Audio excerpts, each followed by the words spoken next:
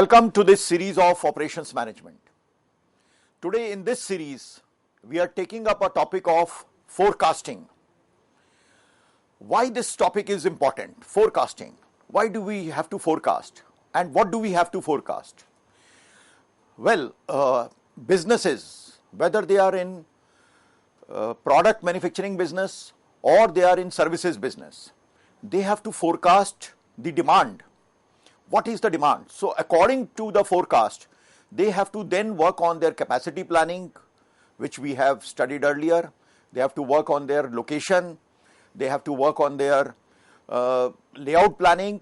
So they have to work on their materials planning. They have to do their scheduling. They have to do all of their production planning and control. And they have to gear up to manufacture those products or to purchase the required raw materials, the inventories, to buy machines and to buy material handling equipments, to also recruit people accordingly, so on and so forth. So forecasting is very, very important. So how we can define forecasting? So forecasting, we can define it's the art and science of predicting future events. So business forecasting is necessary for companies. So future events have to be predicted.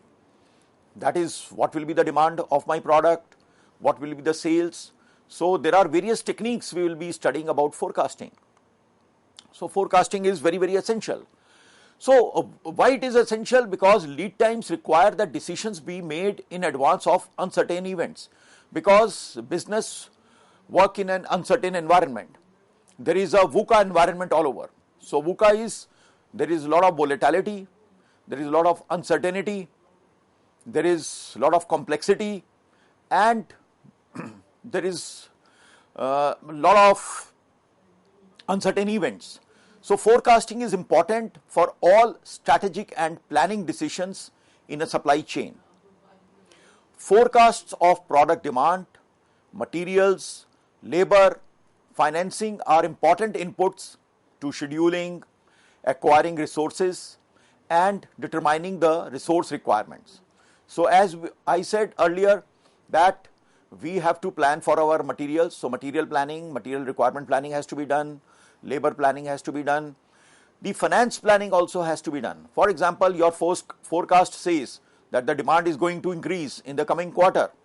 So therefore, you have to purchase more raw materials, you have to recruit more people, so you need finances. You may also have to install new machinery. So for that, you have to arrange the finance. So finance, for arranging the finance, the company can go for either debt or company can go either for equity. So for equity, there is a whole procedure. Either it has to go to the private equity people or venture capitalists to get the capital, or it has to go to the regulatory body for its IPO, or it has to apply to banks or other financial institutions for loans, or it may decide to bring out some debt instruments like bonds or debentures, etc. And also forecasting is essential because it helps you to do proper scheduling of your plant, acquiring various resources and determining the various resources requirements. So when we talk about forecasting, we are talking about demand management. So demand management basically is the interface between manufacturing, planning and control and the marketplace. So demand management also includes forecasting, it includes order processing, it includes making delivery promises. So many times the demand is managed. For example, the companies can manufacture the products in a lean period so as to cater to the peak period of the market. So sometimes, there are seasonal demands. So when there is a peak season, the company has to cater to the large demand, but when there is a lean period, the company can manufacture more products. So that is called demand management. So here also, besides forecasting, demand management also plays an important role. So based on forecasting, the company can decide on the demand management side. So demand management, we say that there is a marketplace and based on that there will be a demand management, and based on demand management you will do your production planning and control, you can say, and then you will make your master production schedule. So all the resource planning are done through a master production planning schedule. So that is why forecasting becomes more important. So what are the forecasting horizons? So forecasting can be done for a short term period, it can be done for a medium term period, it can be done for a long term period. Usually in forecasting horizon, we say short term period is 0 to 3 months, is a short term period. So mainly this kind of forecasting is done for inventory management and for scheduling your production schedules. Medium term forecasting is usually done for 3 months to 2 years. Again, it is mainly done for production planning control, for purchasing decisions, for distribution decisions, how much inventory we should have. Then there is a long term forecasting horizon. Long term forecasting horizon is generally for 2 years or more. So why it is required? Long term forecasting is required for capacity planning. What should be the capacity of my plant? Should I expand the capacity of my plant? What should be the ideal capacity? What should be the optimum capacity? So that there is neither an idle capacity nor an excess capacity in my plant. Then long term forecasting is also done for facility location. Sometimes your forecasting says that you need a larger facility, you need a larger plant, you need a larger restaurant, a larger departmental store. So you will have to search for a suitable location. So in the earlier series we have talked about how to select a suitable location. Then overall strategic planning, you have to do strategic planning about facility location, layouts, material handling systems, quality control systems, supply chain systems. So all the strategic planning is done because of forecasting. So what are the principles of forecasting? Number one, we will say that forecast may not always be right. Then we say that every forecast should include an estimate of the forecast error. The greater the degree of aggregation, the more accurate is the forecast. Then long-term forecasts are usually less accurate than short-term forecasts. See, forecast may not always be right means that there is an error, there would be an error, so you have to take, there are various ways which we are going to study that how our forecasts can be near to the actual demand or actual sales. So it cannot be exact, so it will give you an idea. So this we should understand, and so therefore we should have the provision of a forecast error also. And short-term forecast, obviously, it's a common way of understanding that short-term forecast generally will be more accurate than long-term forecasts, because you do not know what is going to happen in the economy, what is going to happen to the competitive scenario, what is going to happen in the legal scenario. So long-term forecasts may not be so much accurate, but short-term forecast can be accurate. But by applying proper statistical measures, by applying proper mathematical quantitative techniques, we can get even long-term forecast also very close to the actual sales. So it depends on the kind of data which you have used in your forecast. So basic forecasting approach would mean that you have to understand the forecasting objective, then you have to integrate demand planning and forecasting. So basically how to understand the forecasting objectives is that you must know that what decisions will be made from the forecasts and what parties in the supply chain will be affected by the decision. So that objective should be very clear, because if the objective is not clear, what kind of decisions you will make is not clear, then your forecast may not be right. It may give you some errors. Then you have to integrate demand planning and forecasting. So basically all planning activities within the supply chain that will use the forecast or influence demand should be linked with each other. Otherwise again there will be an error in your forecast. Then you have to identify factors that influence the demand forecast.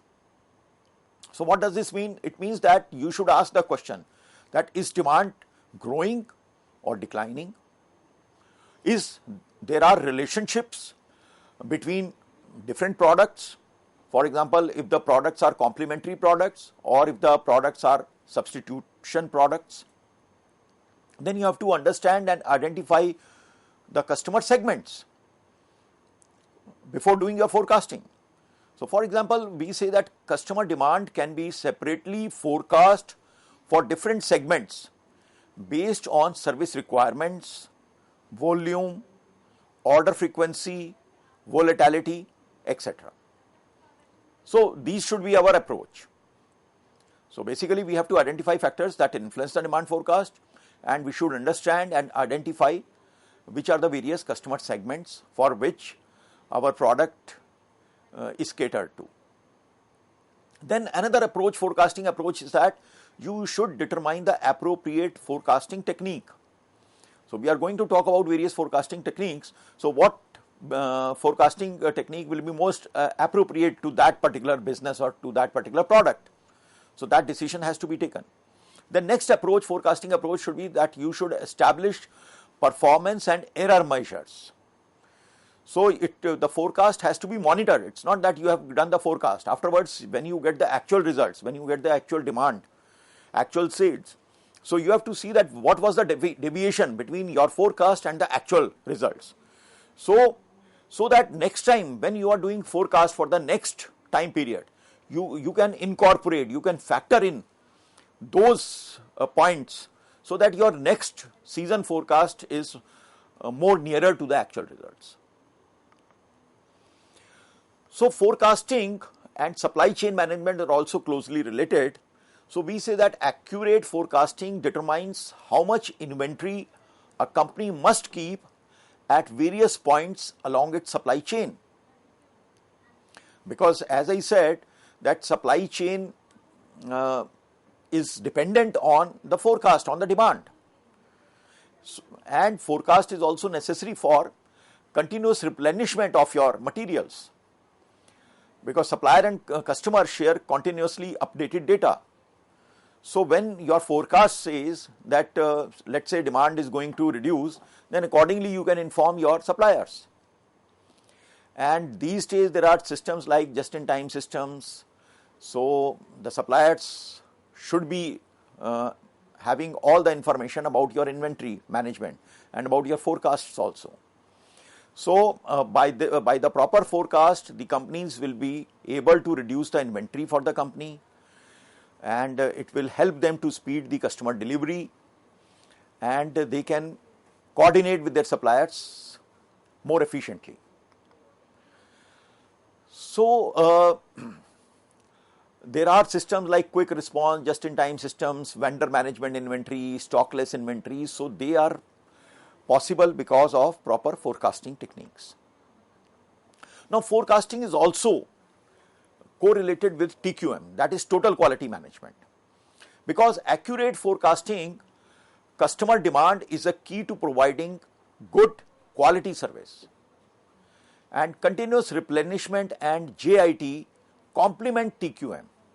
It eliminates the need for buffer inventory, which in turn reduces both waste and inventory costs, a primary goal of TQM. So in our earlier series, we have referred to these concepts of just-in-time systems, total quality management systems. So only if you have proper forecasting, you will be able to implement just-in-time systems. And just-in-time systems, since it complements, it's a part of TQM, so you will be able to reduce waste, you will be able to reduce your costs, inventory costs basically, which is the primary goal of total quality management. So, and then it also helps to smoothen out the process flow with no defective items. And proper forecasting also helps you to meet expectations about on-time delivery, which is perceived as good quality service. So we will be talking about various forecasting methods. So forecasting methods, when we see the types of forecasting methods, they depend on the time frame, they depend on the demand behavior, and they also depend on the causes of behavior. So the choice of the right forecasting methods depend on all these factors also. So why time frame? Because time frame indicates how far into the future you want to forecast. As we said earlier, that whether your forecast is for short term, whether it is for medium term, whether it is for long term. So if it is a short to medium range forecast, then typically it will encompass the immediate future. Or medium term is, for example, up to 2 years. And if it is a long term forecast, then it will be a period of more than 2 years. So accordingly, we will choose the forecasting technique. So in demand behavior, we will see what are various terminologies in demand behavior. Number one, there is a terminology which we use is trend. What is a trend? A trend is a gradual, long-term, up or down movement of demand. Random variations, movements in demand that do not follow a pattern. Cycle, an up and down repetitive movement in demand. Seasonal pattern, an up and down repetitive movements in demand occurring periodically. So trend, as we saw in the definition, trend is a long-term trend. Let's say 2 years, what is the trend? The trend is upward side. That is, the sales is going to be up. Or it may be a downward trend in the long run, that sales are falling down. So trend gives you an idea. In between there will be a volatility. So I will try to draw an analogy over here. Even if somebody is investing in stocks or shares, so in shares also there is a trend of the share. Every day there will be volatility in the price of the share. That is day to day, that is minute to minute or second to second movement. But overall trend is that in 2 years time, 3 years time, whether that share price has increased or not. So same analogy we apply in the case of businesses when we are watching the trend for the sale of a particular good or a service. So it's a gradual long term up and down movement of demand. Random variations are, you can say that they will not follow a pattern. Sometimes the sales will be high, sometimes it will be low. So it will not show any kind of a trend, it will not show any kind of a pattern. So it is known as a random variation. A cycle is a repetitive movement of demand. Cycle is a long-term cycle. For example, there are cycles, there are in stocks also, in equity shares, there are cycles. There is a bull run, there is a bear run. So bullish run is, there is a cycle of bullish run, that is, it may go, that bullish cycle depends. It may be a few months, it may be a few years also, 2 years, 3 years, and after that the bearish phase comes. The bearish phase may be a short term, may be a long term. So the period may vary. So similarly, the demand pattern also may show a similar cycle. There could be a cycle when the demand is very high. There could be a cycle when the demand is very low. And then there is a seasonal pattern. Seasonal pattern is also up and down repetitive movement, but it is quite repetitive. It's in the short term. For example, season. For example, if you talk about India as a country, and especially if you talk about North India. So there are seasons. There is a extreme summer season. There is extreme winter season. Then there is a rainy season. So many items are sold because of those seasons, because of those weather patterns. So there will be items like air conditioners, like coolers, fans, summer clothes, cotton clothes, cold drinks, ice creams, which will be more sold. The demand will be very high in the summer season. Similarly, when there is an extreme winter season, there will be a demand for other kinds of products, heaters, other hot drinks, woolen clothes, etc. So it repeats, and you can predict, when it is going to come. But in a cycle you cannot predict, and how long will be the cycle, that you cannot predict. So let us see this from the slide now. So you are seeing on the top, we are showing a trend. So this is a trend So the trend is for long term. This trend is showing that the trend is going upwards. Then when you go to the right side, so it is showing you a cycle. So there was a low demand and then again there was a cycle. So it's like a alternating current cycle. Then if you go to the bottom left hand side, so it is showing you the seasonal pattern. And then bottom right hand side, it is showing you the trend with seasonal patterns. So although there are seasonal patterns, but on the long run you can also predict a trend from it. So by now you have got some good idea about what is a cycle, what is a seasonal pattern, what is a trend, and based on this our forecasting techniques will be there. So forecasting methods can be qualitative.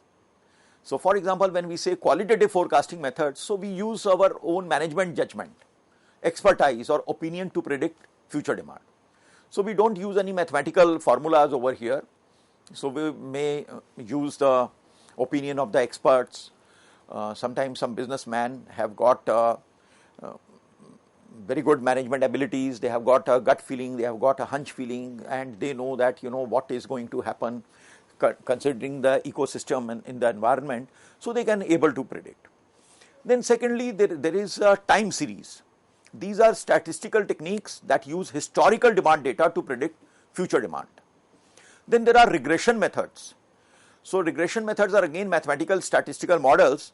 So they attempt to develop a mathematical relationship between demand and factors that cause its behavior.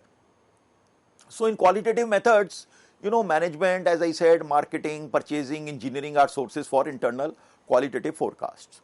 In qualitative methods, there is another method called a Delphi method, wherein it involves soliciting forecast about technological advances from experts. So experts are given, different experts are given a questionnaire that please tell what according to you will be forecast. So each one of the expert will give their independent views.